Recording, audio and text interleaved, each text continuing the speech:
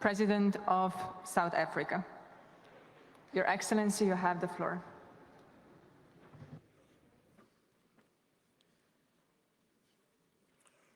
Program Director, His Excellency Antonio Guterres, the Secretary General of the United Nations, Your Royal Highness, Sheikh Mohammed bin Zayed Al Nahyan, President of COP28, Dr. Sultan Al Jaber, Your Excellencies, Heads of State and Government, and ladies and gentlemen. This World Climate Action Summit is taking place at a time when much of our world is in turmoil. South Africa is appalled at the cruel tragedy that is underway in Gaza. The war against the innocent people of Palestine is a war crime that must be ended now.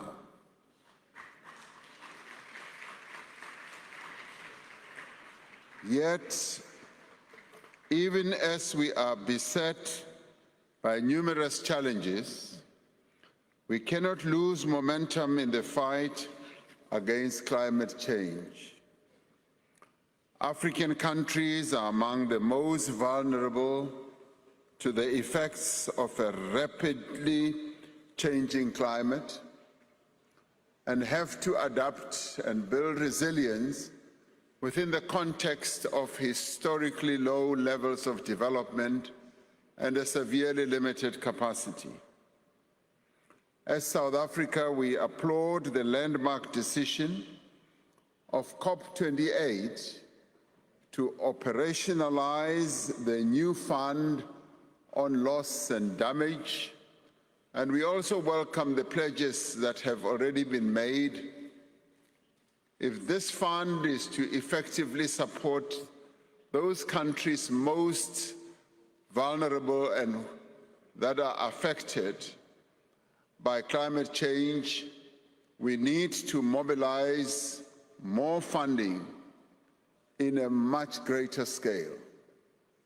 We must launch the work program on national and international just transitions that involve all of society and encompass all areas of the economy.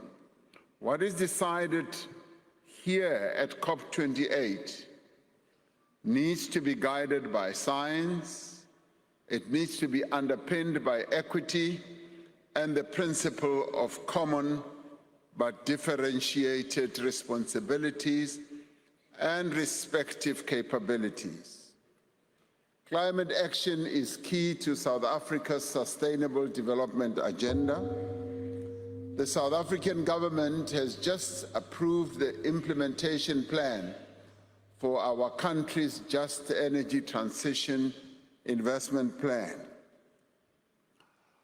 This plan focuses on areas critical to a just transition, including investment in electricity infrastructure, new energy vehicles, that is electric vehicles, green hydrogen, skills development, as well as municipal electricity distribution, and other interventions directed at communities most affected by the energy transition. South Africa has a very successful renewable energy program that plays a key role in supporting our decarbonization efforts.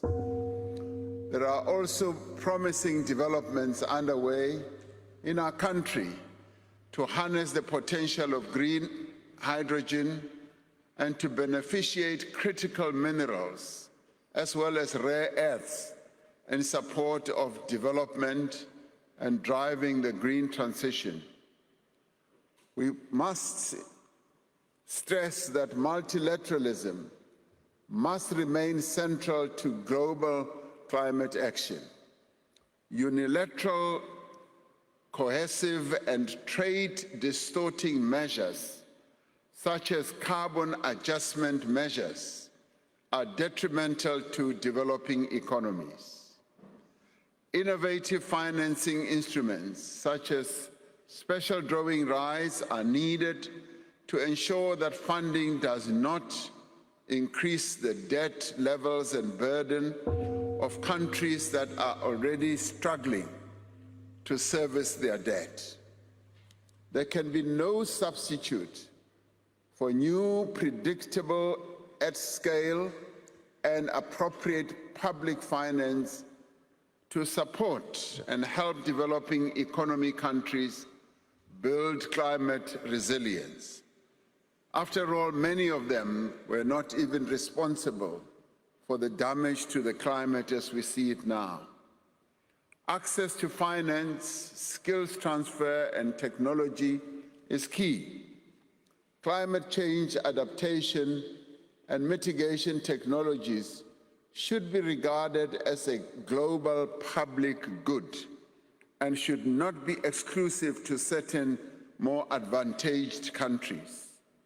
We need to support the right of each country to determine its own developmental trajectory and provide the necessary space to bring it to fruition.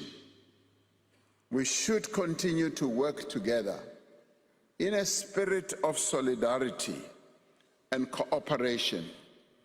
If there ever is an area where solidarity and cooperation is needed, it is as the world tackles climate change.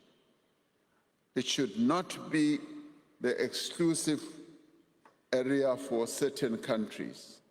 It is in this regard where we say the slogan that has been globally adopted, leaving no one behind, should be applied, and we should leave no country behind.